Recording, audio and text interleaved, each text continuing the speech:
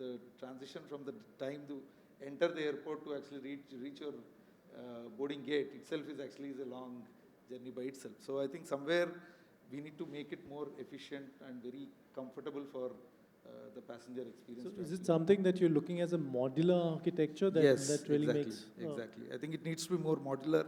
It needs to be more multi-purpose, because depending upon the time of the day, I should be able to use the space to multiple purposes, right? So that's very, we need to be innovative in that space, right? So that is one about the way that we actually do a planning. The other important aspect that is coming up today is the development of aero cities, right? The cities are actually coming up within the airport community. So that's another important criteria that also need to be looked at and have to be envisioned when you're actually planning an airport itself, right? Because there is a community that we want people not to get into the city, but you actually have the business developing in and around the airport itself, right? So, and then make sure that that planning is also taken care, and that is also put up as a perspective.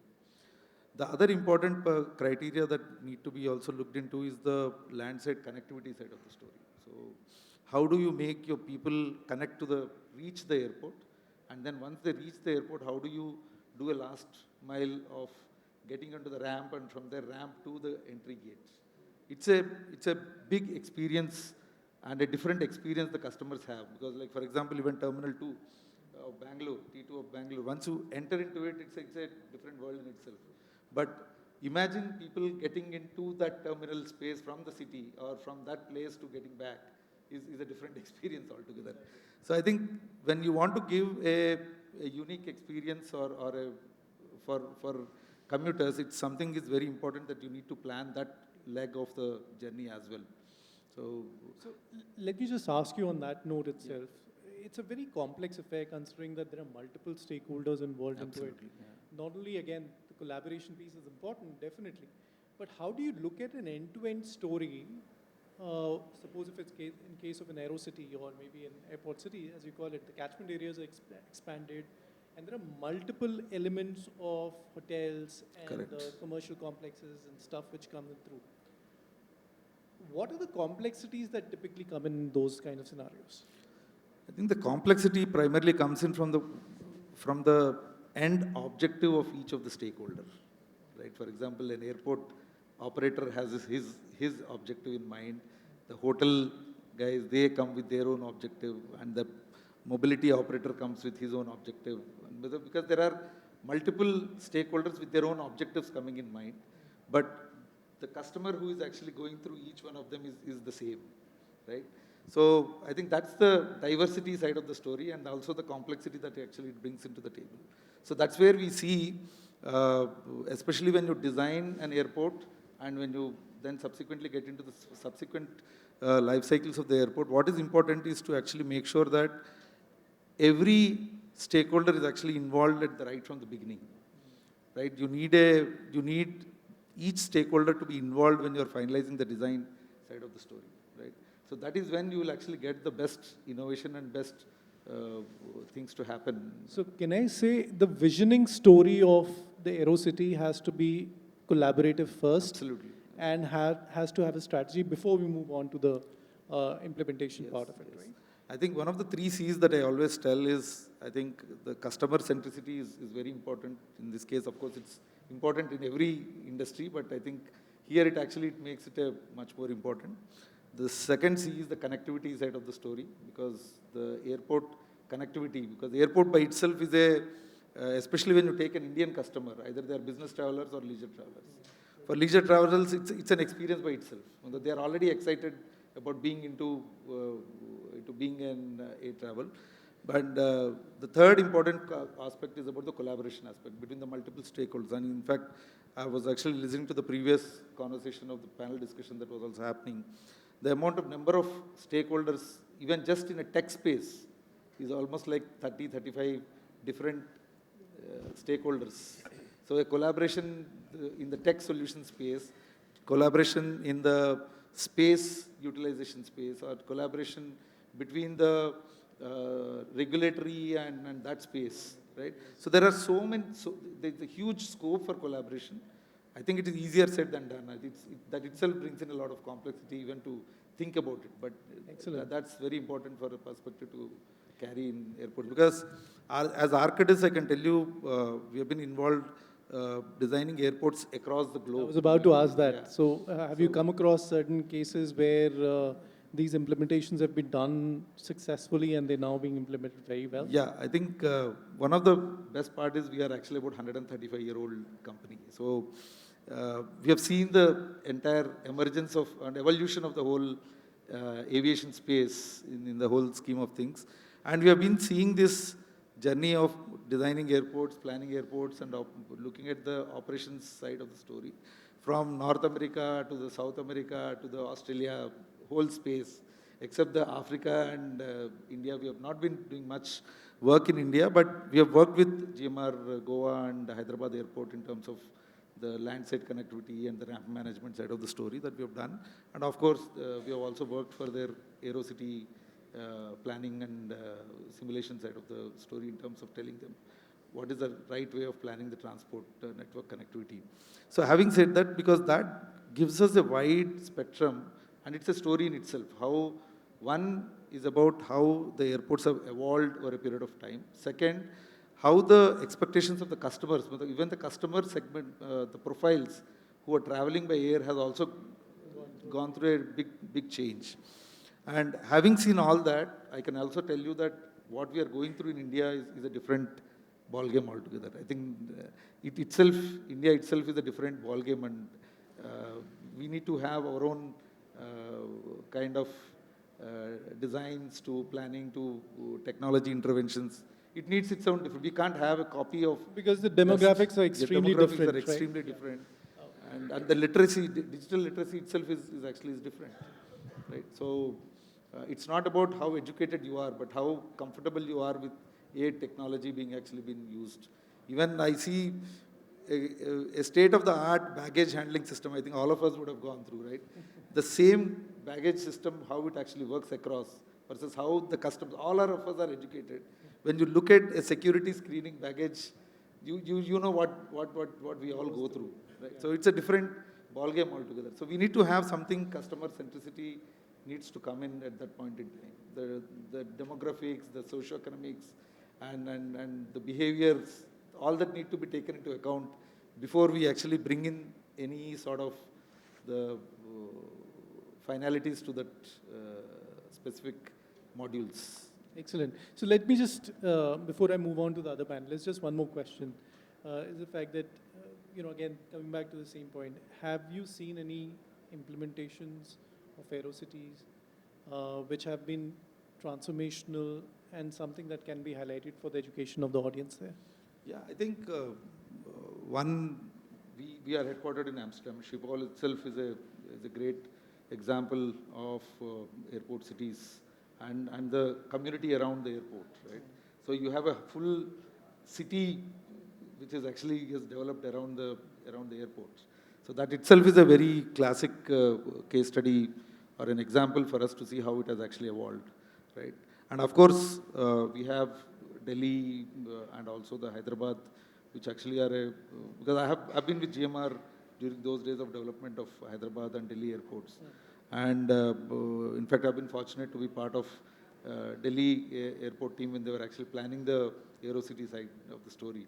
So now I could see, we saw that on the paper, and now I'm able to see that in the actual realization. It itself is a great story as well. I'm sure. We also have a great story to tell about the AeroCities that we are developing. Excellent, excellent. Thanks, Venkat.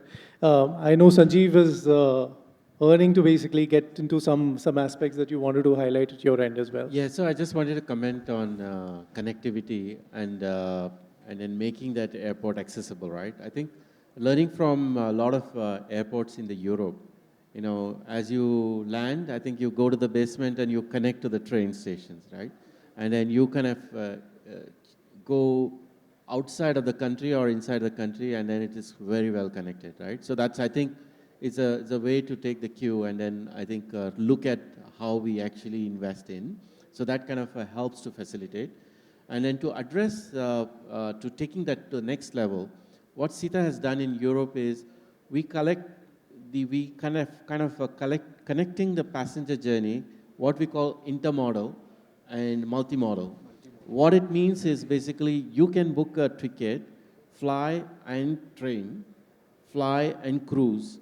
So all these are with a single PNR, and your bag and your journey continues. So you can get your seat, you get your bags, you get to journey to the destination you want to. So that's an end-to-end passenger experience. I think what's taking there. I think that's what I guess in future, people who went to Europe and then they'll come back and say, why it's not happening in India? And that's something to think about, and that's something to address, because now all these imaginations are possible and it has been proven. And then also I think the third one I wanted to add was, when we talk about a lot of cities and getting crowded, and like take example of Delhi, right? You need to have the urban air mobility, which is UAM, which is kicking in. And I see that now in the Paris, something in Japan and Korea and whatnot. And you are able to fly to a point within that 40, 50 kilometer range in a much better way. So I think these are all. I think that's a very interesting point that you highlighted, considering that the multimodal transport that is coming through along with it, they're all coming into a single integrated story that you're talking about right now. So if you're looking at a passenger journey from an airport side of it, it's not just purely your airlines, it's not just purely the cabs which are around which will be able to transport people across. It's a complete transport system that you've got to start looking at when you're designing those systems there, right? I am just seeing that the timer is all done. Are we done on the time altogether, or do we have still some time to ask a few questions? We're all done, right? Maybe just, if in case anyone has any other questions, maybe one question we'll probably be able to take. Yeah.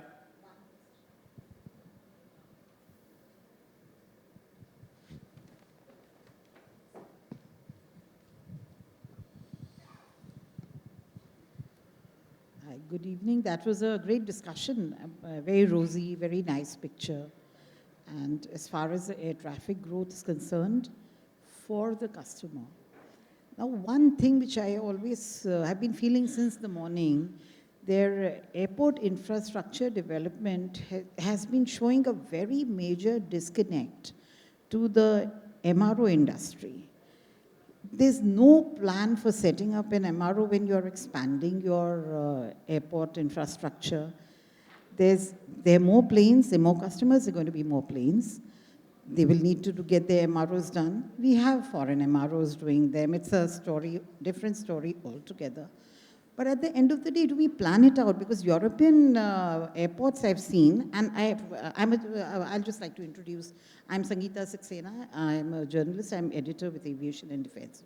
So at the end of the day, I want to understand that like the European and American airports, when they increase their infrastructure, they do plan space for MROs in the airport premises. So is there a major disconnect in India between the MRO and airport modernization? Anyone can answer. Probably I see, like if you go to Hyderabad, you actually have an MRO that is actually there within the airport premises, right? GMR, when they're actually doing it, they did take into account, and that was one of the auxiliary business model that they actually set up for the aircraft maintenance as well. So I think it's not a missed element, it's being definitely taken care, but the only challenge with the new airports coming in, definitely it's been considered, but for the existing airports, where you are actually, brownfield airports are getting expanded, I think that's where you see a challenge in terms of the space allocation and those kind of things, I think. But otherwise, it's definitely one of the elements which is actually being considered by the airport developers in their plans. And Sanjeev ji, one thing which I wanted to tell you was that airport authority, airports do get a major revenue from MROs. Yes, it's a very major revenue. In fact, Noida International Airport is pre-designed based on the MRO concepts as well, because a large part of its business model is based on that itself to a large extent. So again, when I'm saying this, again, depends upon how do you see yourself as an airport. Are you a services-based company? Are you a technology company? Are you a retail company? Or are you a complete set of AeroCity kind of plan. Again, the ability of the board to be able to define and design those elements early on becomes an extremely important aspect. That's what we've been highlighting here. Thank you. Thank you. No, I think just to add on what happened in India and what's need to be revived. One, I guess, is go back to the history. I think number of aircraft what we had was kind of not big enough to address that MRO specific infrastructure and so on. So now I think we are growing at a much bigger scale in terms of number of aircraft and whatnot. So definitely, I think all the hub airports definitely need that MRO facility, which is